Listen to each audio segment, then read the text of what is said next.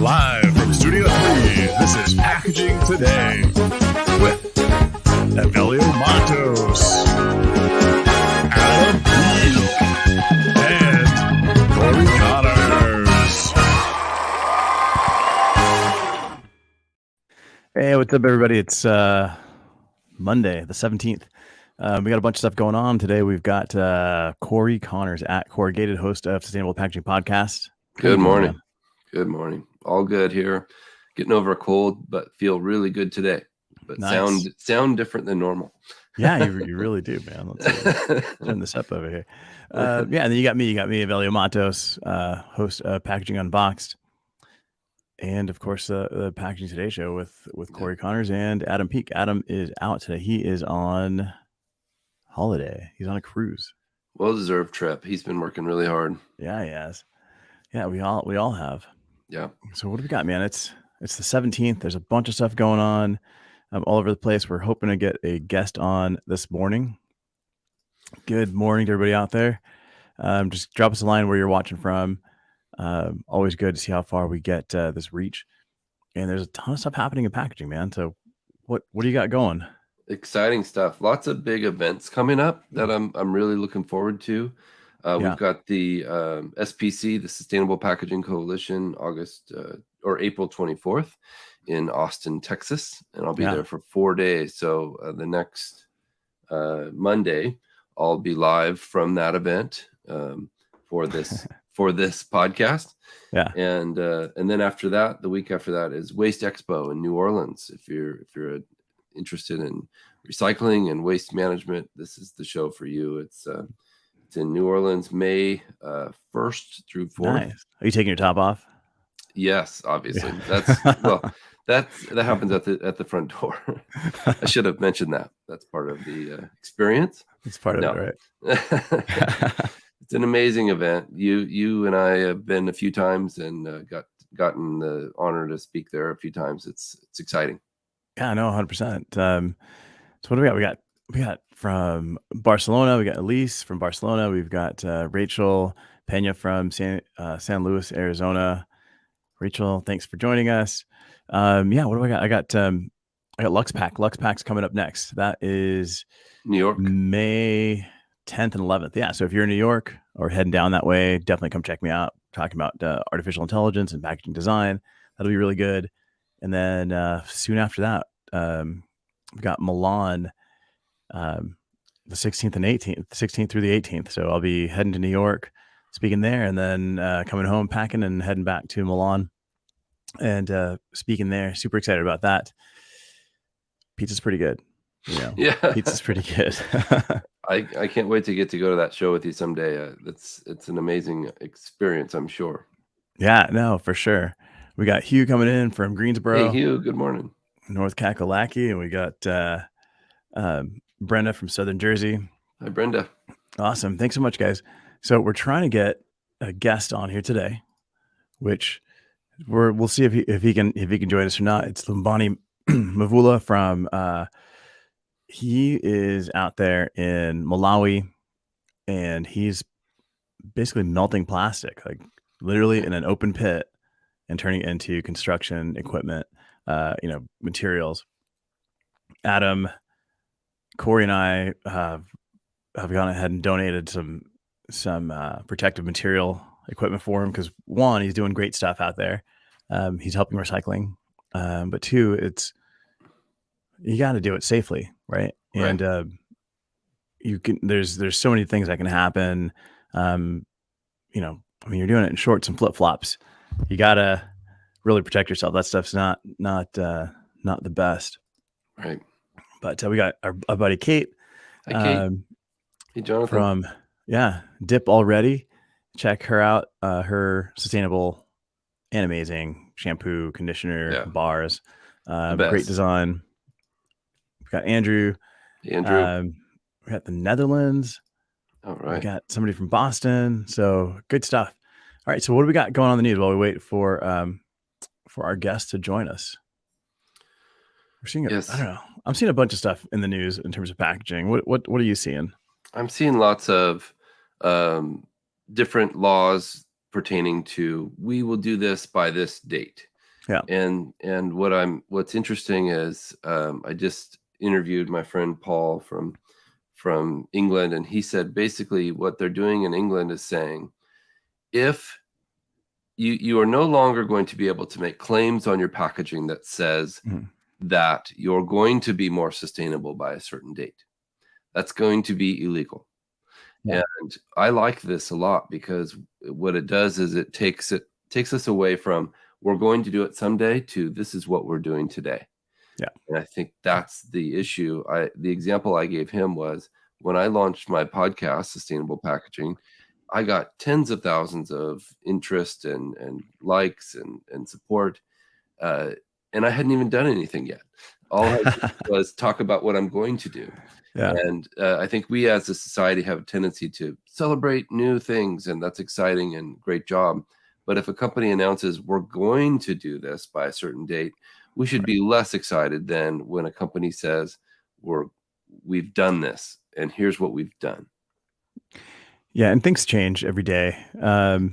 So we got I don't know. I saw something posted this morning. I was trying to pull it up here, but it was a yogurt container for Moo, Mhm. and it showed what the packaging looked like 12 months ago and what it looks like today. And what it looked like 12 months ago was it had a big claim on there that said 100% ocean plastic, and there was like a little wave at the bottom with like the recycle symbol around it and said 100% from the ocean, something along those lines. And then Yeah. today it changed the claim to, it just says ocean bound plastic. Right. And a part of that was a group in Australia went ahead and, they made a complaint to the appropriate authorities and said, look, this is greenwashing. The assumption here is that this is coming from the ocean, the way that they're pitching it. And it's actually not. And they're actually pushing for further clarification on the pack.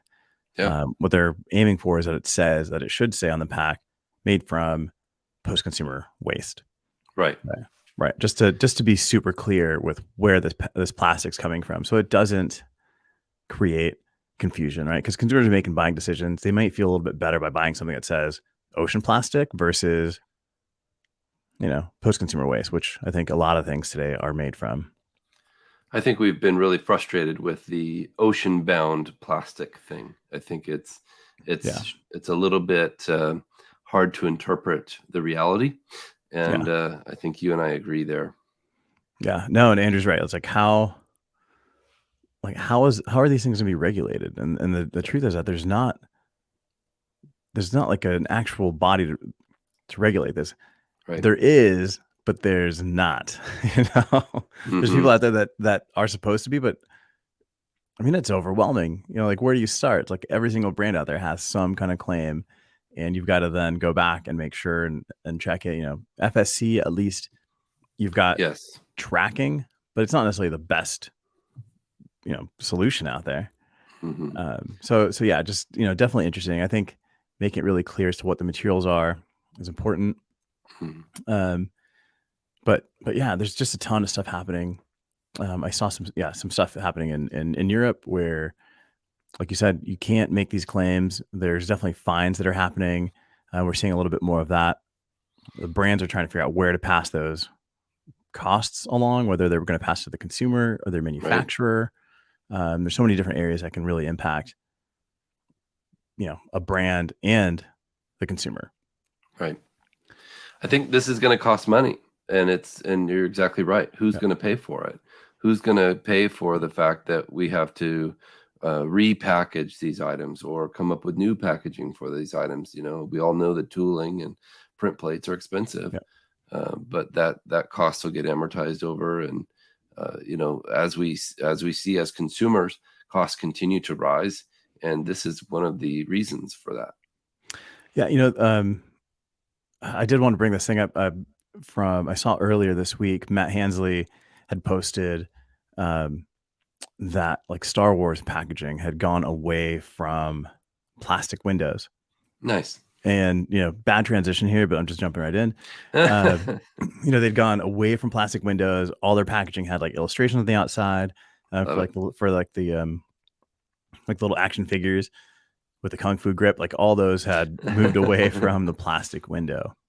Well, they're going back to plastics. Yeah. Consumers have complained about not being able to see the actual product, the action figure inside. So they're moving back to plastic. That's a really good point. And consumers are pushing back on different sustainable packaging initiatives. Another one with trayless meat. Mhm. That we saw a big debacle there where consumers are like, this doesn't look the same. I don't like Right. this. This isn't what I'm used to. It's not as appealing. It's not as appetizing, but it's 70% less plastic. Don't you care about that?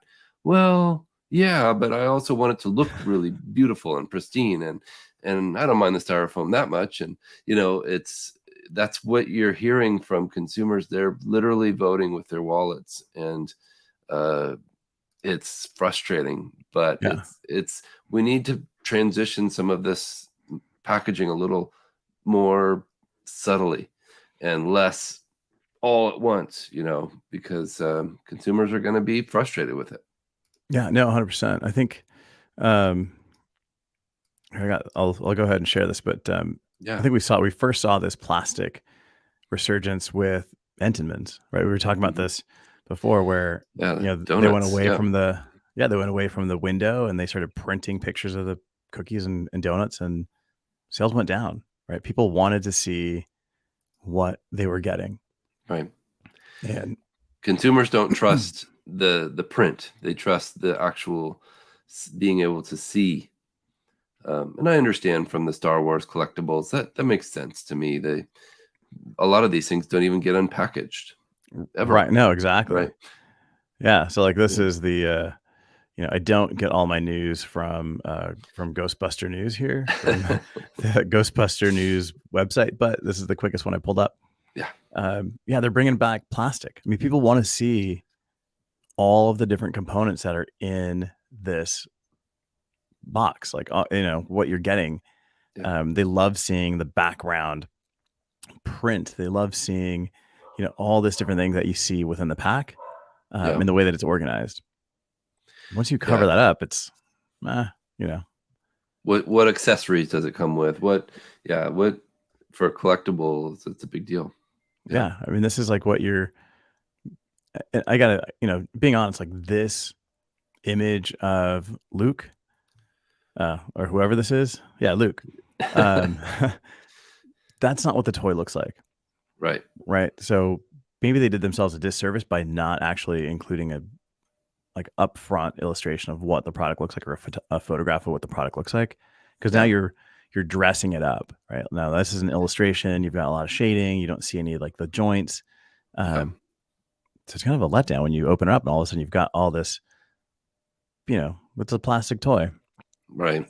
right? So I think that part didn't help itself, Hmm. where consumers are kind of being let down.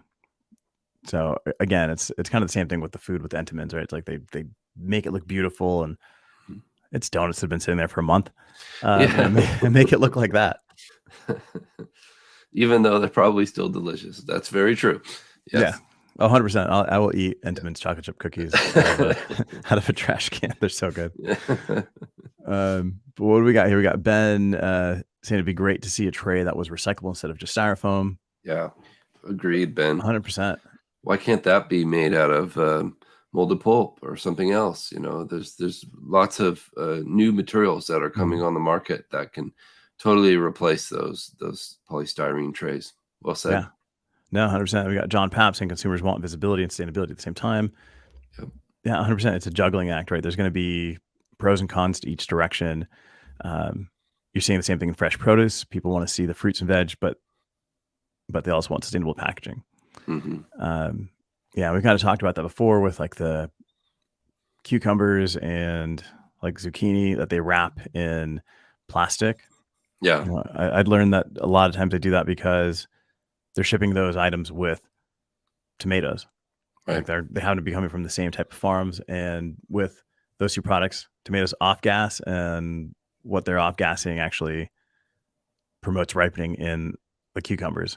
So you're going to have product that's helping the other product go bad faster. So they wrap it to protect it. And of course, on the consumer side, you don't really see that and think about that. Right. And there's nothing sustainable about rotten food. We've talked about this. This is so it's a frustrating thing for people to realize. So what do we do instead? We should recycle that plastic, and that to me is the answer, at least temporarily, until we figure Yeah. out something else. So I'm seeing more and more programs, curbside recycling programs for uh, soft plastics like low density polyethylenes and things like that that are used to wrap this kind of thing. Uh, we just signed up for Recycle Plus with Waste Management, and I think we're the only people in the state because they haven't been announcing this. I've never seen another one. It's just you. It's just us. But I think if they would promote this and they would tell the consumers about it, there would be a bunch of people that would be excited to be able to recycle their plastics curbside. I'm able to recycle thermoform plastic trays and soft plastics and batteries and light bulbs and all curbside now, which is really cool. Oh, and so I haven't heard of that. You mentioned it It's before. it's brand new, Is just it came out. is Yeah, it Waste only Management. in Portland or is it everywhere? Great question. I don't. That's the thing. They haven't made announcements. They haven't been talking about it. It's and by they I mean the haulers. Yeah. A friend of mine he's a garbage man, and he picks up waste, and they have zero customers for this for his company, and it's because they haven't advertised it. There's no benefit to them to do it, unfortunately, and that needs to change. There needs to be some kind of a program that makes it valuable for the haulers to get on board with this. Mm. Okay.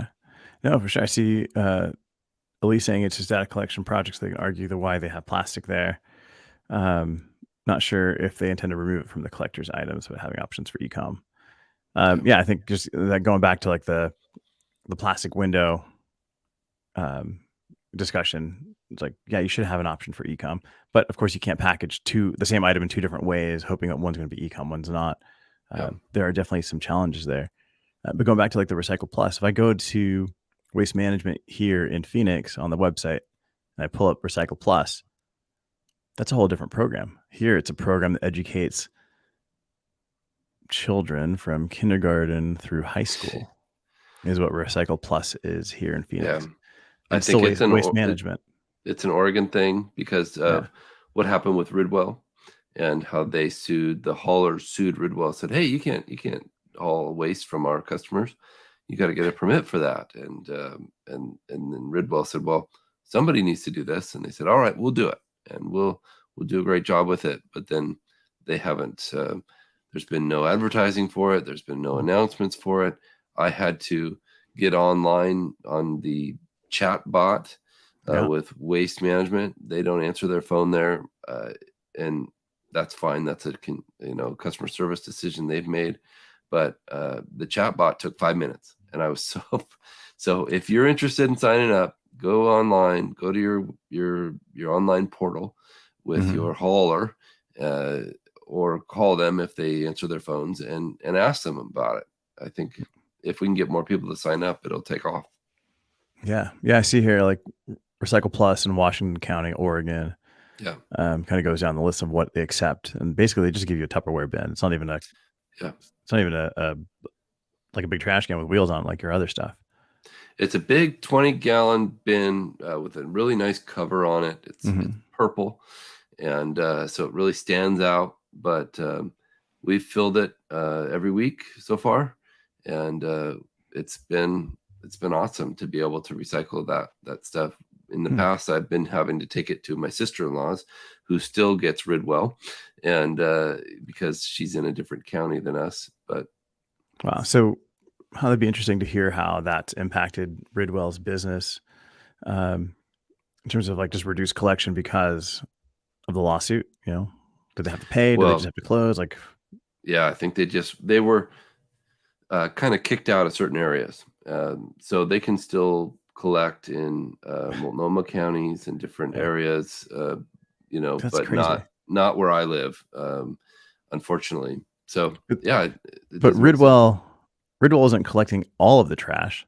No, it was just collecting the hard to recycle stuff. Exactly.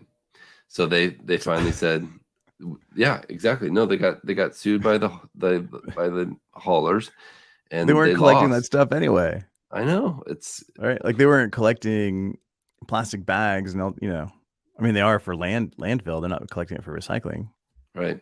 That's Yeah. insane. Oh, I miss it for sure. The Ridwell is a great company. I had this conversation with Ryan Smith from Mm. Recyclops, and he said, Ridwell has been a real leader in this space, and really opened doors for companies like Recyclops, and TerraCycle has TerraCycle Home, Yeah. which is the same thing. Although TerraCycle went about it the right way, like Recyclops, and works with the local haulers and says, "Hey, let us do this for you, and let us be that arm for you Mhm. in the recycling world, so you don't have to change your behavior." And That's crazy. I I'm still think it blown. I'm still blown away that people are suing each other over collecting trash that they're not even collecting. it's I think it was making an example of them, saying, Yeah. "Hey, people can't just take stuff. That's not. This is our garbage, you know." Yeah, but you And should. we, It's trash. I can decide where to put my trash. Like, oh, exactly. that's insane. It's fascinating to me. It's like Uber and taxis. It's like if I want to Right. get in some stranger's car, I can get in some stranger's car. I agree. Yeah, no, I think we'll see a lot of this. Hopefully, this competition will equal better service and more Mhm. options. I'm excited to see what happens with Recycle Plus. I think there's a big future there if Waste Management can advertise about it. If there's anybody listening from Waste Management, Mhm. reach out to me. Let me know how I can help you spread the word about this campaign. Yeah, no, that'd be great. I mean, definitely if you know somebody at Waste Management, definitely have them connect with Corey because he'd be the guy to get this word out. Um, yeah, 'cause I'd never heard of it. And I'm not in Oregon, Yeah. but I think Well, I've made several videos about it, and the comments are, "What? I've never heard of that. yeah, What is that? That's amazing. I'd love to be able to do that. How do I sign up?" And I said, so I'm excited to share the word that it's possible and it's here. But again, I've never seen another one on another house, but this is very brand new, so we'll see how it takes off. yeah, no, awesome. All right, dude, let's go ahead and start wrapping this thing up. What do you got going on this week? Got a new podcast with Natalie This from GSK. It was live from Paris Packaging Week, Nice. and she's a real brilliant person in the world of sustainability. And we had a real talk about how big companies are converting a little more slowly to sustainable packaging, especially in the healthcare space. Mm, nice. Yeah, I got an episode coming up on Wednesday. I haven't dropped one in almost 3 weeks. Yeah, Yeah, I was just traveling. I think before, and you were asking like what was I doing? So I got to go to. I yeah, was in Singapore. I was in Guangzhou. I was in Shanghai. The team over at idpdirect.com have launched a new factory. It was their grand opening, great, which is really cool. It was awesome. It's just south of Shanghai, and it's almost, I don't know, I think it's like 3/4. They've got solar power that powers about 3/4 of the entire that's production, amazing. which was nuts. Yeah, I was able to go up with the drone, hop up on a ladder, and be totally scared of how high I was up on a ladder on top of this gigantic building. Uh, Yeah. but yeah, just the solar panels are all installed and ready to go. And Mm, this is it's a first in Asia because there wasn't a lot of support for mm, solar up until just recently. I'd say within the last 6 months, that's kind of changed. But great. beforehand, you know, the government would allow you to install solar panels, but they wouldn't allow you to connect it. Hmm. So you couldn't draw energy from it because Fascinating. they wanted you to use the energy that was provided from all the nuclear plants and everything else. But Sure. yeah, Control issue. Yeah. oh, 100%. But now that they're real heavy in sustainability, if you're a truck driver, you're only allowed to drive for 4 hours, and there's cameras on all the roads that like actually track this. And then you get a message if you've been on for more than 4 hours and you've got to pull over, or you lose points on your, like, it Wow. is nuts. It was crazy. Amazing. Yep. And the number of Shanghai electric is vehicles out there. it's a beautiful city. Yeah, it was super, super awesome. Got to hop on one of the high speed trains a couple of times. Though, why Awesome. do we not have public transport like that in the U.S.? I will never understand. It Oh makes my so gosh. much sense. Yeah. And it was beautiful. I mean, it was amazing. And they're like they're the maglev trains. So you're doing 330 miles an hour, like almost 400 kilometers an hour, Hmm. and you feel nothing. There's like no jiggling or shaking. Like if you've ever been to Subway in New York, none Yeah. of that. Yeah. And super It's clean energy. good. It's nuts, man. Definitely something. Exciting to see the world change. Yep. 100%. 100%. Awesome, guys. So definitely check us out. Do us a favor. I've got on the Packaging in a Box podcast, I've got the Packaging Pact. So if you are listening to this, if you've learned anything from this or any of our other episodes, definitely go to the Packaging Unboxed YouTube page, and that's the Packaging Pact, right? The only fee, the only thing you've got to pay. This is free, but what you've got to pay is you actually got to go over there and subscribe.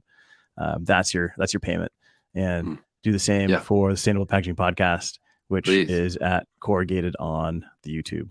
Yeah, thank you. Appreciate it. And thank you, LinkedIn, for sponsoring my podcast. I appreciate it. Part of LinkedIn Presents. Really excited about that LinkedIn Podcast Academy. It's been amazing.